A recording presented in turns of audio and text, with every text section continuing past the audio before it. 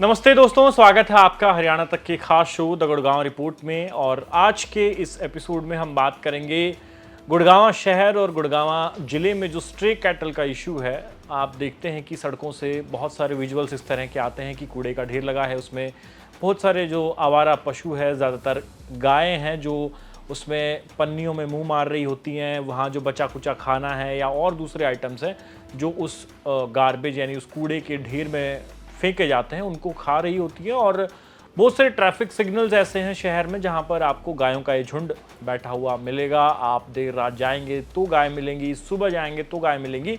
और कई जगह तो ऐसे हॉटस्पॉट भी है गुड़गांव शहर में जहां दिन भर जो है इन आवारा पशुओं का एक तरीके से पूरा जो झुंड है वो बैठा मिलता है। और इससे कई बार ट्रैफिक का इशू होता है, साथ ही एक्सीडेंट भी ऐसे सामने आए हैं जहां लोगों ने अपनी जान तक गंवाई है। और अब इस स्ट्रे कैटल के पूरे इशू को टैकल करने के लिए जो म्युनिसिपल कॉरपोरेशन है गुरुग्राम की और मानेसर की, उसने अभियान चलाया है। और अभियान के तहत आप कुछ तस्वीरें अपनी सोशल मीडिया पर इस वक्त देख रहे हैं। इसी तरह से इन आवारा पशुओं को, चाहे वो गाय हो चाहे भैंस हो, उनको पकड़ा जा रहा है जगह जगह से। उनको जो है रिलोकेट करने की पूरी प्लानिंग जो है वो शुरू हो गई है। और इस प्लानिंग के तहत रिलोकेट करके इनको गौशालाओं में भेजा जा रहा है। लेकिन बड़ा सवाल ये है कि गुरुग्राम में 50,000 के आसपास जो है आवारा पशु हैं। और एक आवारा पशु को पकड़ने का जो ठेका देता है नगर निगम, उस एक कंपनी को जो हायर होती है, 1,000 रुपये एक पशु को पकड़कर रिलोकेट करने की फीस है। और 50,000 यानी ऐसे पशु हैं आवारा पशु गुरुग्राम में। तो अगर इन तमाम पशुओं को पकड़ना है, इनको रिलोकेट करना है, तो करीबन 5 करोड़ रुपए यहाँ पर गुरुग्राम नगर निगम को खर्च करने होंगे। और ये जो ड्राइव है इन आवारा पशुओं को पकड़ने की, काफ़ी दिन से एमसीजे ने शुरू कर दी है, लेकिन बावजूद इसके गुरुग्राम को अभी निजात नहीं मिली है। यानी कैटल फ्री जो है शहर भले ही कागजों में हो जाए आने वाले कुछ समय में, लेकिन सड़कों पर गायों की जो तादाद है वो ये बता रही है कि इतनी आसानी से ये समस्या सुलझने वाली नहीं है, निपटने वाली नहीं है।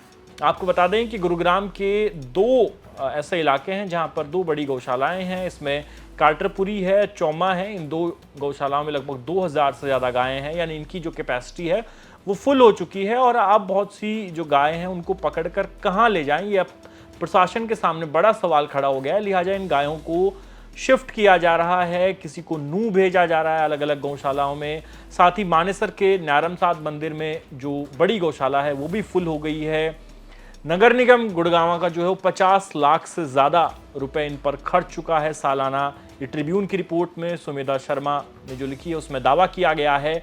साथ ही ये भी बताया गया है कि 50,000 इनकी संख्या है आवारा पशुओं की। और अब बहुत सारे जो रेजिडेंट्स हैं वो ये कंप्लेंट करने लगे हैं कि गुड़गांव से ये जो आवारा पशु है इनको हटाया जाए। अब सवाल 2 उठते हैं। पहला सवाल ये कि आखिर गुड़गांव में ये आवारा पशु आ कहां से रहे हैं, और दूसरा सवाल ये कि अगर इनको हटाना है तो लेकर कहां जाएंगे, क्योंकि गौशालाएं जो हैं उनकी हालात पहले से ही बदतर है। वहां कई बार हमने देखा है कि खाना नहीं मिलता, या फिर वहां जितनी कैपेसिटी में जो आवारा पशु होने चाहिए, गाय या बैल, वो उससे ज़्यादा वहां पर ऑलरेडी हैं।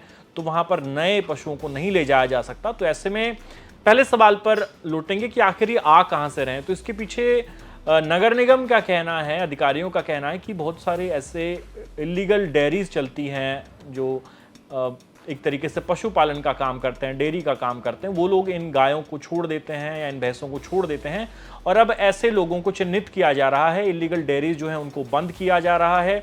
जिसकी गाय भैंस खुले में घूमती मिली उस पर जुर्माना लगाया जाएगा। और अगर एक बार में उसने इस समस्या का समाधान नहीं किया, यानी दूसरी बार अगर किसी का पशु पकड़ा जाता है तो फिर उसके पशु को भी जब्त कर लिया जाएगा, यानी उसे वापस नहीं लौटाया जाएगा। तो बहुत सारे इस तरह के कड़े नियम जो है वो जिला प्रशासन और खासकर नगर निगम अपना रहा है। लेकिन बड़ा सवाल यही है कि गुड़गांव की सड़कों पर यह तस्वीर बदलेगी कब।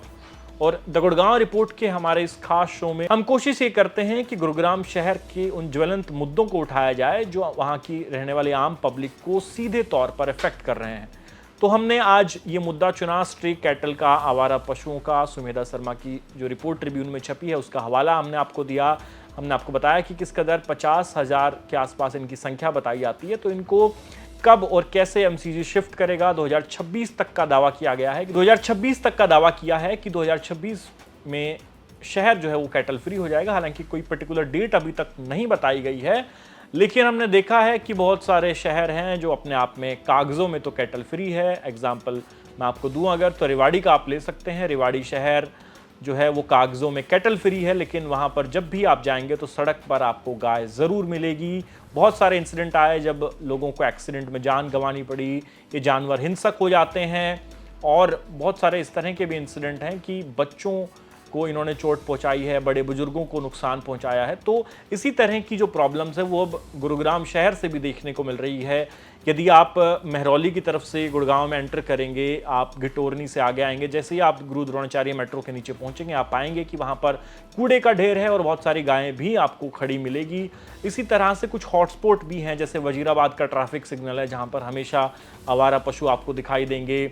इसी तरह से जो और हॉटस्पॉट हैं जिनको चुना गया है उसमें हीरो होंडा चौक है, सेक्टर 90, सेक्टर 50, फरीदाबाद गुरुग्राम का टोल प्लाजा है, मानेसर का बस स्टैंड है। तो कुल 12 इस तरह के हॉटस्पॉट जो हैं वो नगर निगम ने भी चूज़ किए हैं, जहां पर सबसे ज़्यादा जो है ये समस्या लोगों को झेलनी पड़ती है। और अब इन आवारा पशुओं की धरपकड़ जो है वो शुरू हो गई है और एमसीजी लगातार कोशिश कर रही है कि शहर को कैटल फ्री किया जाए। तो आपको क्या लगता है कि एमसीजी की ये जो मुहिम है ये ग्राउंड पर इसका कितना असर है? क्या आपके आसपास भी आपने जो टोल फ्री नंबर जारी किया है उस पर फ़ोन करके क्या आपने आवारा पशुओं को पकड़वाया है, या आपके आसपास ये समस्या कितनी बड़ी है? आप हमें कमेंट सेक्शन में लिख के ज़रूर बता सकते हैं। और द गुड़गांव रिपोर्ट के हमारे इस खास शो में हम लगातार जो है शहर के ज्वलंत मुद्दे उठाते रहेंगे। फिलहाल आज के एपिसोड में इतना ही। आप देखते रहिए हरियाणा तक। धन्यवाद।